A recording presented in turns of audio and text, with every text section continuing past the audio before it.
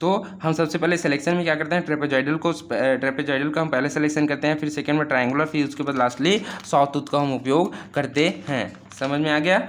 चलिए आगे बढ़ते हैं।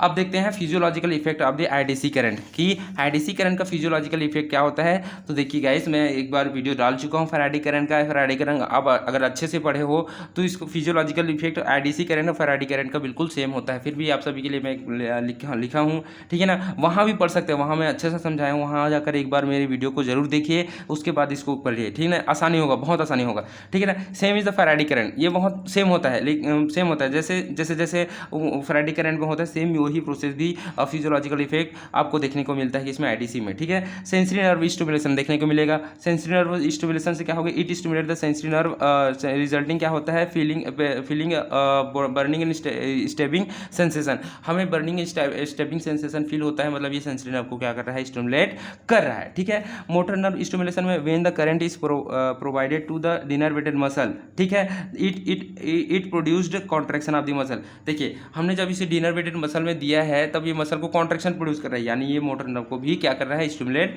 कर रहा है, ठीक है गाइस। तो sensory nerve stimulation, motor nerve stimulation, इसका फिजियोलॉजिकल इफेक्ट हो गया। अब थेरापेटिक इफेक्ट देखते हैं कि थेरापेटिकली हम इसका क्या क्या उपयोग करते हैं, ठीक है। When the muscle is denervated many structure and functional changes occurs, ठीक है ना। जब हमारे पास when the muscle is denervated muscle हमारे पास कट जाता है, वह नर्व सप्लाई वहाँ कट चुका है, तो बहुत सारे स्ट्रक्चरल एंड फंक्शनल चेंजेस होते हैं, जैसे loss of the voluntary and reflex activity. हम हमारे वो मसल हमारे वॉलेंट्री कंट्रोल में नहीं होते क्योंकि नर्व सप्लाई ही कट चुका है, ठीक है ना। एट्रॉफी हो जाती है, उस मसल का एट्रॉफी हो गया रहता है। फिर तो डिनर्वेशन होता है, डिनर्वेशन फाइब्रोसिस हो जाती है, ठीक है ना। फिर फाइब्रिलेशन पोटेंशियलिस होता है, ठीक है ना। क्या होता है, फाइब्रिलेशन पोटेंशियल्स होते हैं, ठीक है। इन दिस कंडीशन, ये सभी कंडीशन में जहाँ नर्व इंटेक्ट हो चुका है, कट चुका है ना, कट चुका है, ठीक है ना, और जहाँ एट्रॉफी हो चुकी है, ठीक है ना, जहाँ loss of voluntary control loss हो चुके होता है, उस सभी कंडीशन में, in all this condition when the IDC current is applied it help to maintain the property of the muscle, ठीक है ना। ये क्या काम करता है, मेंटेन करके बना के रखने के लिए हेल्प करता है आईडीसी करंट का। समझ में आ रहा है ना, मसल की प्रॉपर्टी को बनाए रखने में हेल्प करता है। कौन कौन सी मसल की प्रॉपर्टी, कॉन्ट्रैक्टिबिलिटी एंड फ्लेक्सिबिलिटी। समझ में आ गया गाइस, कॉन्ट्रैक्टिबिलिटी एंड फ्लेक्सिबिलिटी। अब application of the Faraday current कैसे करेंगे, सेम ये भी एप्लीकेशन हमारा फैराडे करंट सेम किसके जैसा ही होता है, ये हमारा फैराडे करंट का, sorry application of the IDC current का जो अपना वो होता है, एप्लीकेशन होता है, वो same to same Faraday current के जैसा होता है। जैसे प्रिपरेशन ऑफ द apparatus, हमने क्या किया, चेक द क्या किया, सबसे पहले check all the cables and wires to see the any discontinuity और ओपन वायर, ठीक है ना। हम सबसे पहले चेक और केबल को चेक करेंगे कि कोई डिसकंटिन्यूटी ना हो, कोई जो वायर है कहीं से कटा वटा तो नहीं है, ओपन तो नहीं है, करंट लगने के चांसेस हो सकते हैं। Check the intensity note should be zero. सबसे पहले इंपॉर्टेंट है गाइस कि हमारा इंटेंसिटी नोट क्या होना चाहिए, जीरो होना चाहिए। Should not gap between the electrode and the skin. अब हमारे इलेक्ट्रोड लगा है, ठीक है ना, उस इलेक्ट्रोड और स्किन के बीच में कोई गैप नहीं होना चाहिए गाइस, ताकि हमारा करंट का फ्लो आसानी से होता रहे, ठीक है ना, मतलब अच्छे से होता रहे, ठीक। The metal electrode are used for treatment purpose, ठीक है ना। हम ट्रीटमेंट पर्पस के लिए मेटल इलेक्ट्रोड का यूज़ करते हैं। तो अगर मेटल इलेक्ट्रोड का यूज़ कर रहे हैं तो इलेक्ट्रोड जो मेटल है उसको कवर्ड होना चाहिए 8 layer of the lint cloth है। लिंट क्लॉथ मतलब होता है कपड़ा, ठीक है ना, कपड़े से, कॉटन के कपड़े से ढका होना चाहिए 8 layer of the lint cloth से, ठीक है। The electrode are dipped in 1% of saline water before the application, ठीक है ना। तो हमारा इलेक्ट्रोड क्या होना चाहिए, 1% ऑफ द सलाइन वाटर से डिप्ड होना चाहिए ताकि कंडक्शन की वेलोसिटी अच्छे से हो सके, ठीक है गाइस। फिर आते हैं preparation of the patient.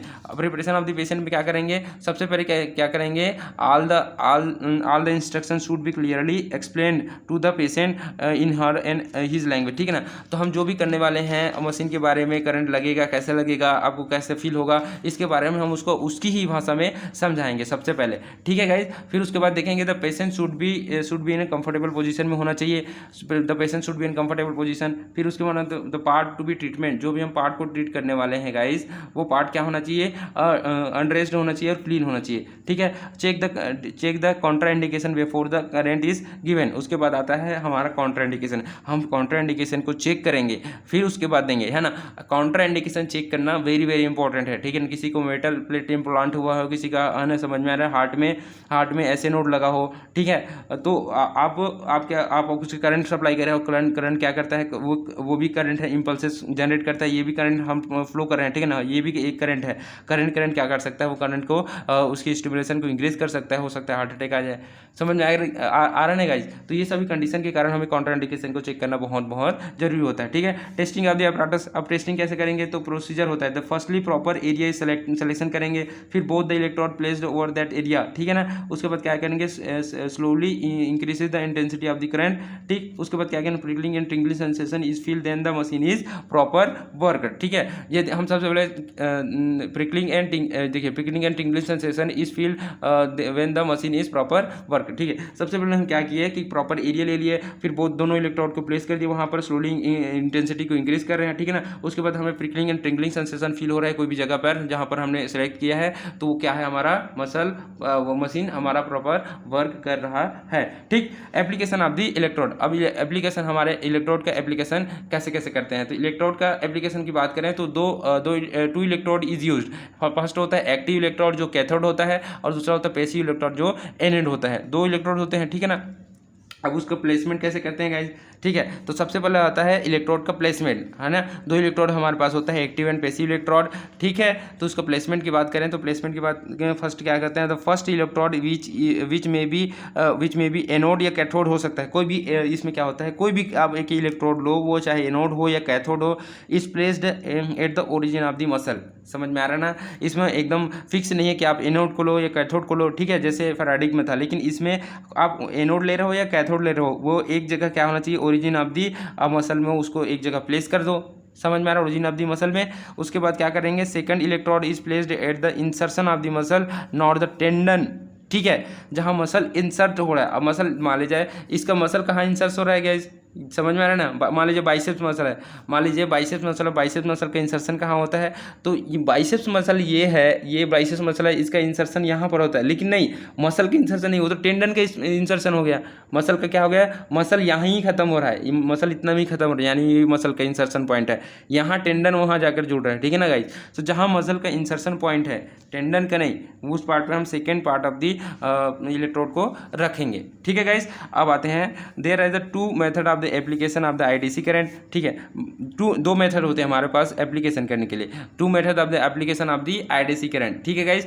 First method होती है, फर्स्ट इज द लेवाइल मेथड, और सेकंड होती है स्टेबाइल मेथड। तो लेवाइल मेथड क्या होता है, स्टेबाइल मेथड क्या होता है, चलिए जानते हैं, ठीक है। लेवाइल मेथड में क्या होता है, one electrode is fixed over the origin of the muscle, हमने फिक्स कर देते हैं, ठीक है ना, लेवाइल में। और सेकंड में क्या करते हैं, second electrode is stroke longitudinal over muscle belly in up and down direction, it's given versa, ठीक है ना। एंड द सेकंड इलेक्ट्रोड को क्या करते हैं, longitudinal over the muscle belly, muscle की बेली के लॉन्गिट्यूडनल हम उसे मसल बेली में देते हैं, ठीक है ना, ठीक है। In the down direction of the vice versa, down direction of the vice versa में भी देते हैं। साथ ही साथ हम क्या कहते हैं, मसल बेली जहाँ पर मसल बेली हो, जहाँ पर लॉन्गिट्यूडनल हो, जैसे मान लीजिए इसका मसल बेली है, ठीक है, इसका मसल इस बल्क है, तो मसल बेली में देंगे। मसल बेली क्या है, ये है, ये वाला पार्ट हो गया, तो इस वाले पार्ट में हम सेकेंड इलेक्ट्रोड को प्लेस कर देंगे, ठीक है गाइस।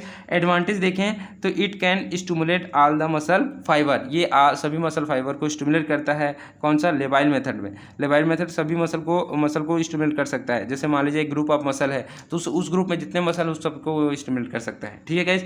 तो it can stimulate all the muscle fiber. Second stable method होती है, सेकेंड मेथड होती है हमारे पास stable method. In this method both electrode is flat electrode, हम इस मेथड में जो इलेक्ट्रोड का यूज़ करते हैं गाइस, वो दोनों इलेक्ट्रोड क्या होता है, वो होता है फ्लैट इलेक्ट्रोड होता है, किसमें, स्टेबाइल मेथड में, ठीक है। तो स्टेबाइल मेथड का प्रोसेस देख लेते हैं कि क्या होता है। स्टेबाइल मेथड में क्या होता है, वन इलेक्ट्रोड, इसमें one electrode is placed over the origin of the muscle and another muscle is placed over the insertion of the fleshy belly part of the muscle, ठीक है ना।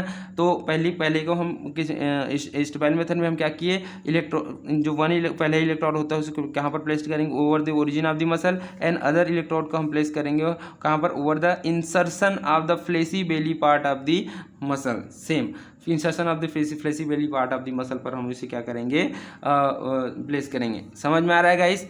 फ्लेक्सिबली पार्ट जहाँ हमारा मसल का flexibly part जहाँ insert हो रहा है वहाँ पर हम क्या करेंगे सेकेंड इलेक्ट्रोड को हम प्लेस करेंगे। देखिए गाइस मैं फ्लेक्सिबली पार्ट कैसे करते हैं, मोटर पॉइंट कैसे निकालते हैं मैं सभी को बता चुका हूँ, ठीक है ना। फैराडे करंट में आप एक बार फैराडे करंट जब पढ़ेंगे ना उसके बाद यहाँ आएंगे तो आपको सरल होगा, मैं वहाँ पर बता चुका हूँ। आप एक बार जाकर मेरे वो फैराडे करंट का करंट वाला वीडियो जरूर देखिएगा, ठीक है गाइस। अब देखते हैं कॉन्ट्रा इंडिकेशन, इसमें क्या क्या कॉन्ट्रा इंडिकेशन होते हैं कि किस किस कंडीशन में इसको नहीं देना होता है। तो सबसे पहले हमें अनकॉन्शियस पेशेंट जिसमें कॉन्शियसनेस नहीं है उस पेशेंट को देना ही नहीं है। Carotid sinus over the carotid sinus carotid triangle है वहाँ पर नहीं देना है, ठीक है। प्रेगनेंसी में नहीं देना है गाइस। प्रेगनेंसी में क्यों नहीं देना है, करंट है, करंट क्या करता है सेल की जो डिवीजन में चेंजेस ला सकता है, ठीक है ना। मैलिग्नेंसी में नहीं देना है, क्या अगर कैंसर वाला कंडीशन है तो वो फैलने के चांसेस बढ़ सकते हैं। हेमरेज में नहीं देना है, ठीक है ना। ब्लीडिंग हो रही है ब्लीडिंग बढ़ने के चांसेस बढ़ रहे हैं, बढ़ सकता है। मेटल इम्प्लांट हुआ हो तो मेटल इम्प्लांट में नहीं देना है। एनेस्थेटिक स्किन है, ठीक है ना, वो स्किन एक सेंसेशन ही नहीं है, वहाँ पर हम करंट सप्लाई करते जाना कोई मतलब का नहीं। समझ में आ रहा है ना। फिर area is defective venous and arterial supply, ठीक है ना। हम किसी जगह पर हम फैराडे करंट दे रहे हैं मसल को स्टिमुलेट करने के लिए, ठीक है। वहाँ पर मान लीजिए मसल स्टिमुलेशन कर रहे हैं, मसल को कॉन्ट्रैक्ट कर रहे हैं जिससे हमारा blood and lymphatic venous supply वहाँ पर बढ़े करके, ठीक है। लेकिन वहाँ पर defective venous and arterial supply ही है, हम मसल को स्टिमुलेट कर रहे हैं कि कुछ मतलब कर रहा नहीं, ठीक है ना। तो हम पहले वो भी चेक करेंगे कि वहाँ पर आर्टेरियल में वीनस सप्लाई है कि नहीं, ठीक है। और रिसेंट रेडियोथेरेपी हमारे पास अगर किसी और रिसेंट रेडियोथेरेपी जैसे IRR ले रहे हैं, ठीक है ना, तो उस कंडीशन में हम क्या करेंगे इसको अवॉइड करेंगे। लेज़र ले रहे हैं IRR ले रहे हैं तो उस कंडीशन में हम क्या करेंगे अपने IDC करंट के एप्लीकेशन को हम अवॉइड करेंगे, क्योंकि रिसेंट रेडियोथेरेपी करने के बाद हमें तत्काल हमें क्या करना IDC करंट अप्लाई नहीं करना चाहिए, क्योंकि ये कैंसर भी कॉज करा सकता है गाइस। समझ में आ रहा ना। तो ये हो गया हमारा IDC करंट। तो आप सभी को समझ में आ गया, जो भी समझ में नहीं आया होगा गाइस कमेंट बॉक्स में ज़रूर बताइएगा। और क्या क्या समझ में आया, क्या अच्छा लगा आप सभी को इसको भी कमेंट बॉक्स में ज़रूर बताइए, ताकि मैं आप सभी के लिए मोटिवेटेड होकर ये सारी ऐसी वीडियो बनाता रहूँ, आपके लिए नोट्स प्रोवाइड करता रहूँ। तो thank you so much guys. My YouTube channel all about physio medical को सब्सक्राइब कीजिए, बेल आइकन के बटन को जरूर दबाइए, ताकि मेरे आने वाले नेक्स्ट वीडियो की जानकारी आप सभी को पहले से मिलती रहे। So thank you so much guys.